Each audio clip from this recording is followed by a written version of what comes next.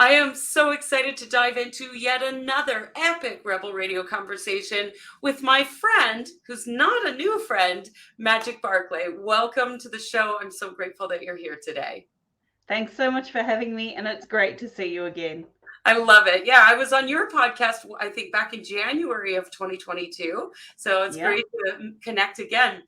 So before we went live, as always, I shared a little bit of your numerology with you.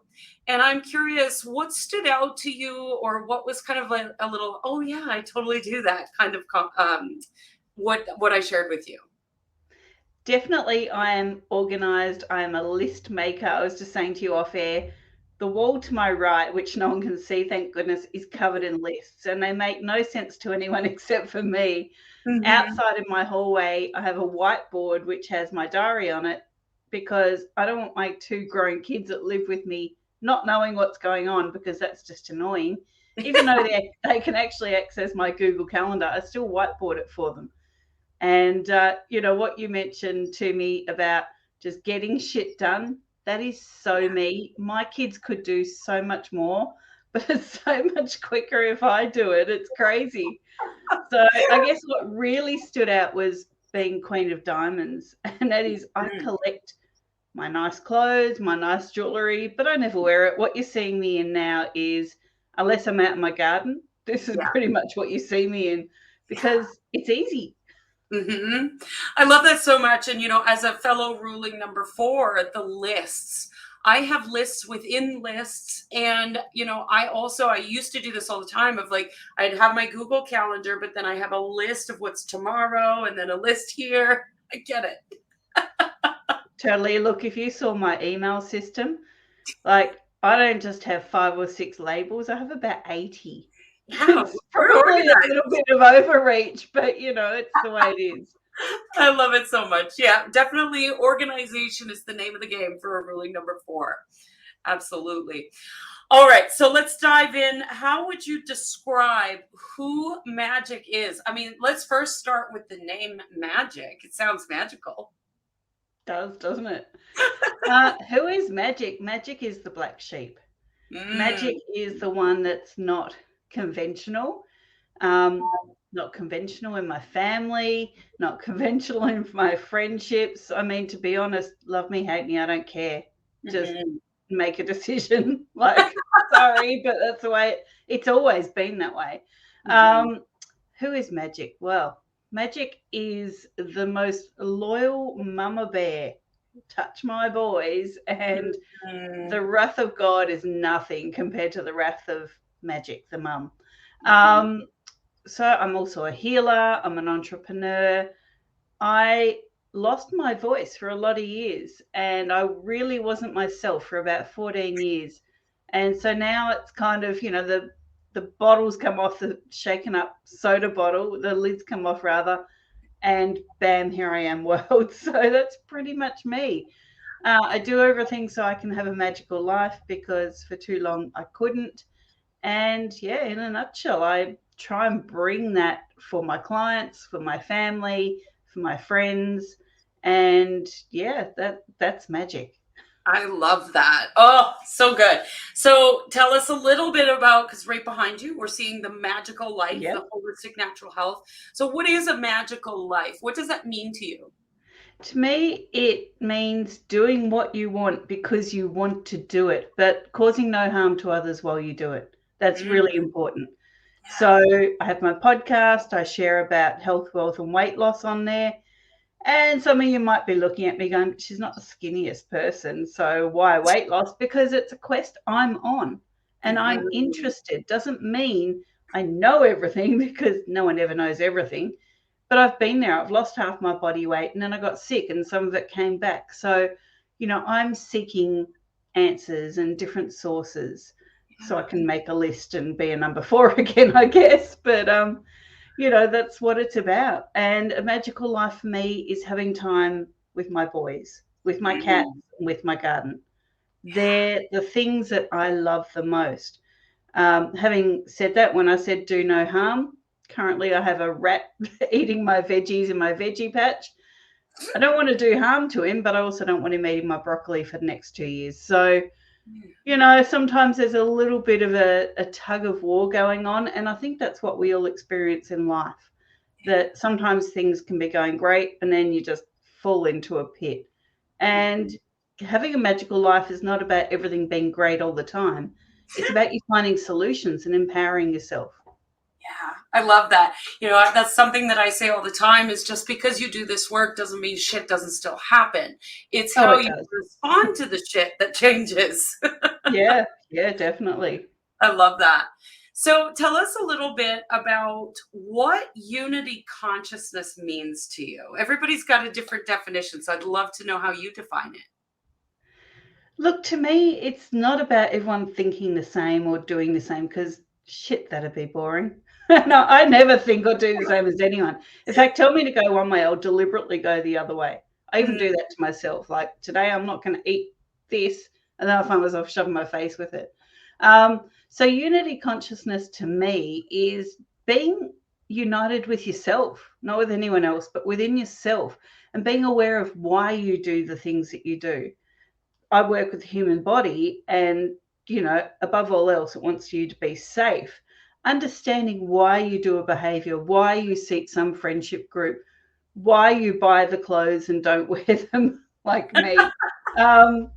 Just really understanding who you are and what you stand for, and being consciously aware that you are united within you. And I think mm, having lost my voice for 14 years, that's something I value quite highly now, is I know who I am. If you love me, if you hate me, like I said, it's not my problem. yeah. I love me, and that's what's important. Yes, so important. Oh my gosh, I love that. So you've mentioned this a couple times of losing your voice for 14 years, and I know the story, but my audience does not. So I would love to know just a little bit about what happened. Wow. Where can we start? Right. I had a life that I loved. I've always been one of these go hard or go home people. I wanted to do car racing. I was already too old and too female to do it, but I did it anyway. And while I was doing that, I pretty much had my biological clock ticking. Mm, And I was raised with the mindset you can't have kids unless you're married. mm, And so mhm. this was kind of running through the back of my head. This clock's like going boom, boom, boom. And, till then, all my friends had babies. They'd, pass a baby and I'd be like, get the thing away from me. It smells and it's making noise. And, no. But all of a sudden, I needed to have a baby. So I married the first person that came along. First Mm, person that looked like they were putting me on a pedestal. What I didn't realize was the pedestal was made of chalk and it became a control mechanism. So I got pregnant pretty much straight away. And 3 pregnancies later, I was in a marriage that didn't serve me or him. And it mhm. certainly didn't serve the kids.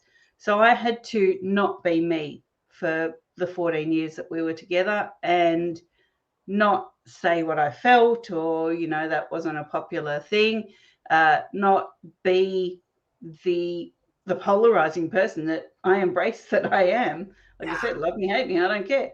yeah. Um, so I had to really toe the line, and that made me so sick and unwell.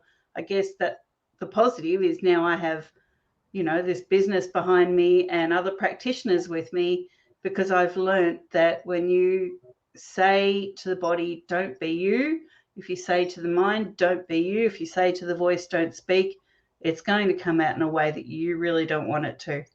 Yeah. Yeah, absolutely. I think that's so powerful. And I think that speaks to so many of we give away our voice in so many areas of our life because we're wanting to be accepted or we're wanting to belong or we're just trying to keep the peace. And instead of just stepping forward and saying, no, this is who I am, this is what I want, take it or leave it, I'm out. Yeah. Totally. Look, if I've learnt nothing else from my life, it is embrace who you are. And if other people don't like it, I keep saying this because this is so important. If other people don't like it, they're not your people. It's not your problem. You Yeah. have to like you. At the end of the day, there's one person in you, and that's Mhm. you. It doesn't matter about what everyone else wants. Yeah. Absolutely. Oh, so good. So how did you take your voice back? Easy, I left.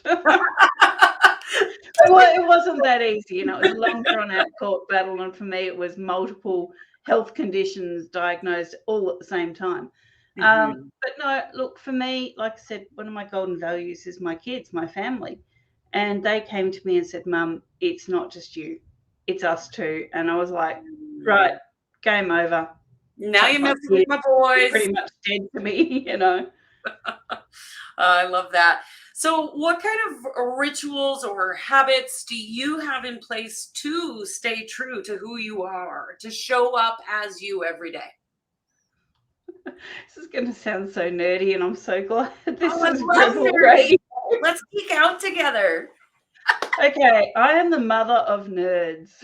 Okay, Mm, so mhm. we do medieval LARP every week together as a Oh, family in our war band.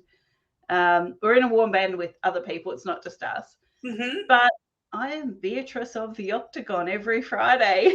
I love that so much. Oh my god, I just got goosebumps. That's fun. Do you know Yeah. what? I joke around, but it's the only time I can beat up my kids and they can beat up me and it's okay.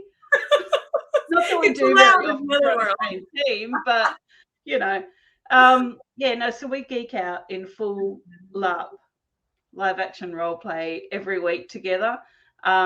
I go out with them a lot. We are good friends. I wouldn't say we're Mhm. best friends, but we are good friends. Yeah. I have rituals. So when it's someone's birthday, there's no working on that day, and we all go out for a meal, just the three of us. So Mhm. that's really, really important. And what else do? I do my gardening. Like I said, I've got this rat Mm. problem. So if anyone knows, please, you know, without poison, let me know. Um, but yeah, I do my gardening and I encourage my boys to come out and work out there with me.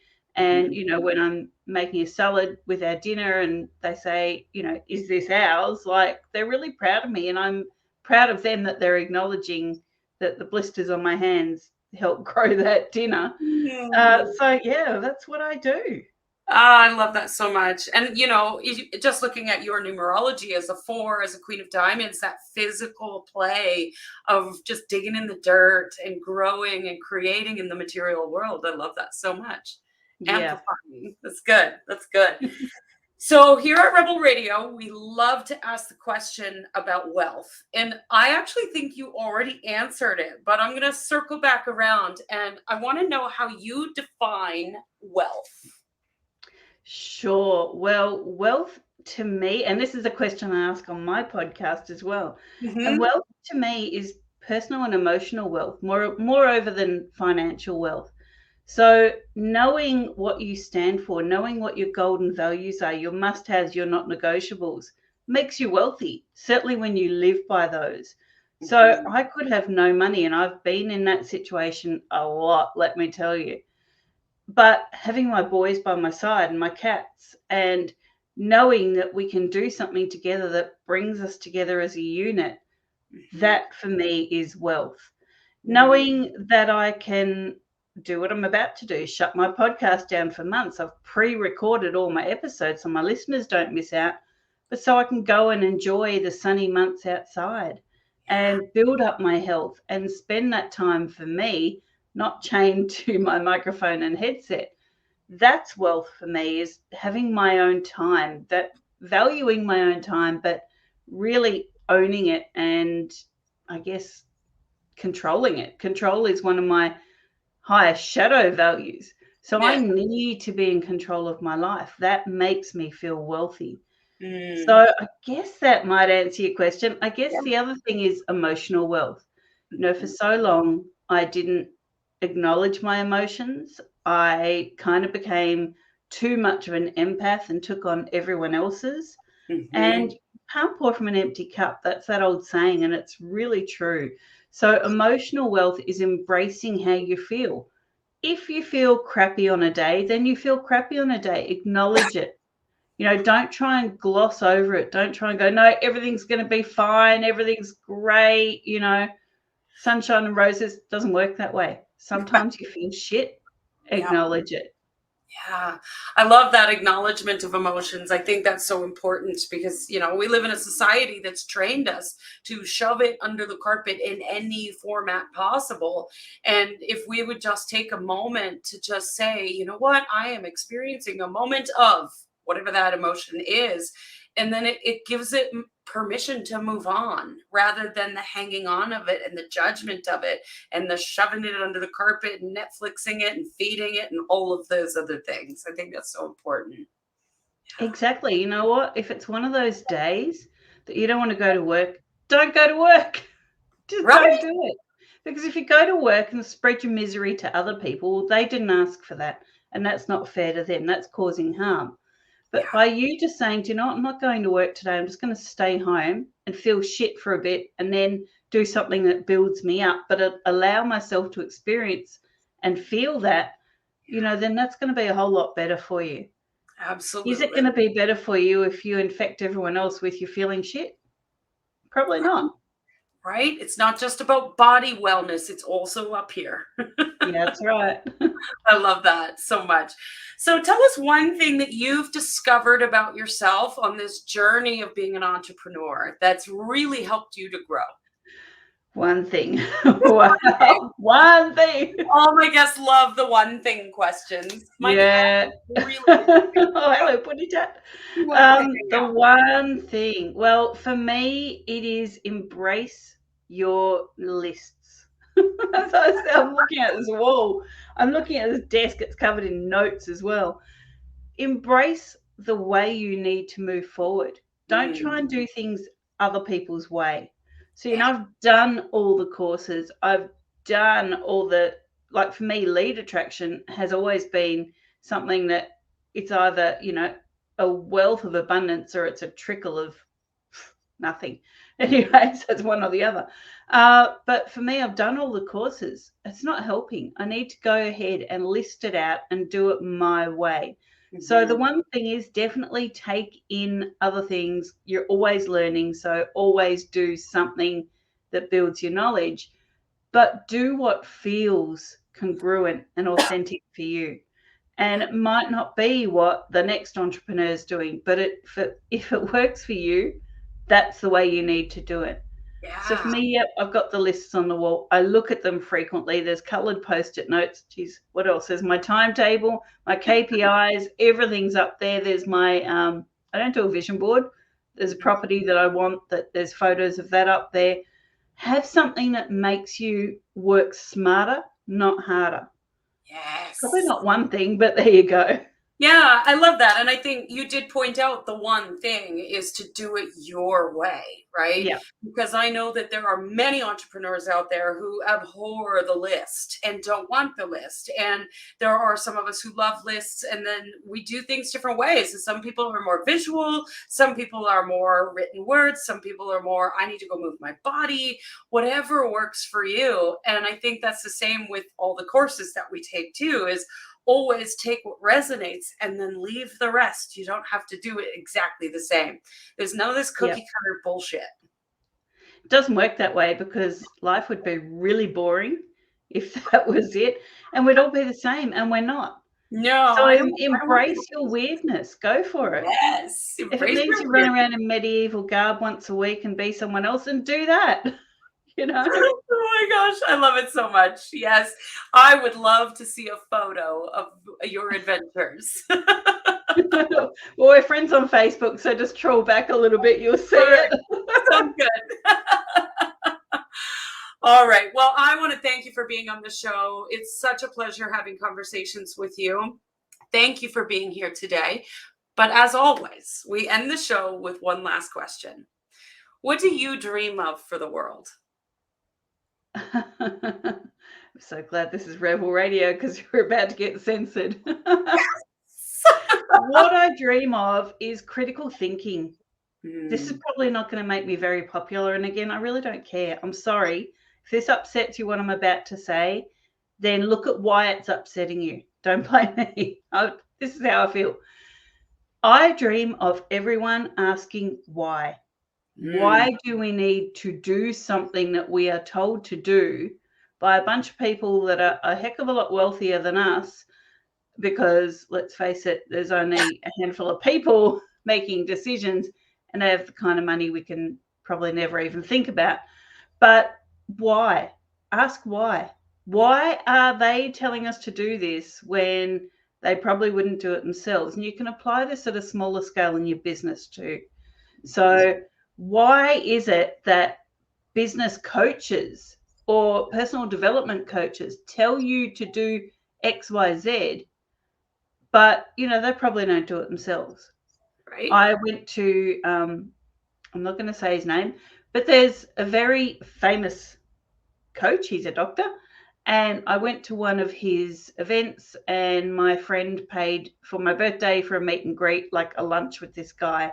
And he was so incongruent and so unauthentic to what he just said on stage while we were having lunch that creeped me out totally. So, really, why are we doing things that other people say if it feels wrong? So please, critical thinking, let's bring it back, because it seems to have just gone out the window lately. Yeah, I love that so much. I think that's so important. So thank you for sharing your dream with us on Rebel Radio. Thank you for being here today. It's such a pleasure. Thanks for having me. It's been a blast. And I'll come back in my medieval garb as Beatrice if you want. Yes. Oh my gosh. Yes, absolutely. Rebel Radio sideshow. I love it. Freak show, more like it. No. Own your weird. We're going to embrace the weird. I love it. Totally. Thank you so much, Magic. Pleasure.